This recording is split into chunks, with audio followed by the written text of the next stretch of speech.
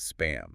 So much of it. Yeah, the volume is huge. And scammers kind of ride that wave, hoping someone clicks. It's almost a numbers game for them. And the tactics are pretty varied according to this stuff. It's not just one simple trick.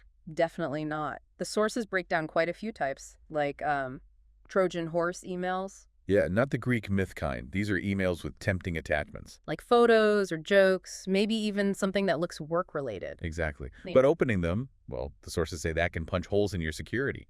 Let hackers in, maybe install spyware. Or worse, turn your machine into a bot sending out more spam. Nasty Yeah. stuff. Then there are the money scams, Yeah. false business opportunities, investments. Always promising easy cash, right? But the details are fuzzy. Super vague. And the material points out they often lead to pyramid schemes or just dodgy websites. And what about those health and diet scams? You know, the miracle cures. Ah, yeah. Quick fixes that, well, rarely work. The real goal seems to be getting you to an unsafe site. So they can grab your credit card details. Precisely.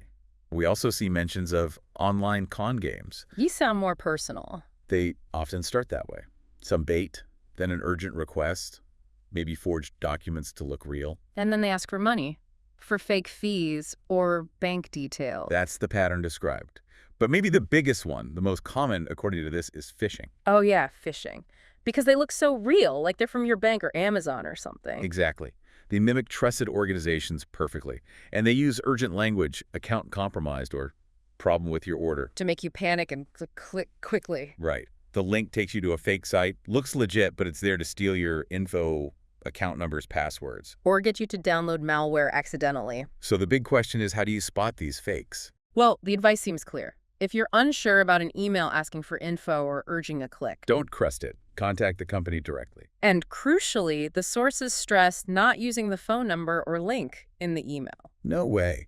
Find the official contact info yourself. From a statement, their actual website you type in, something you know is real.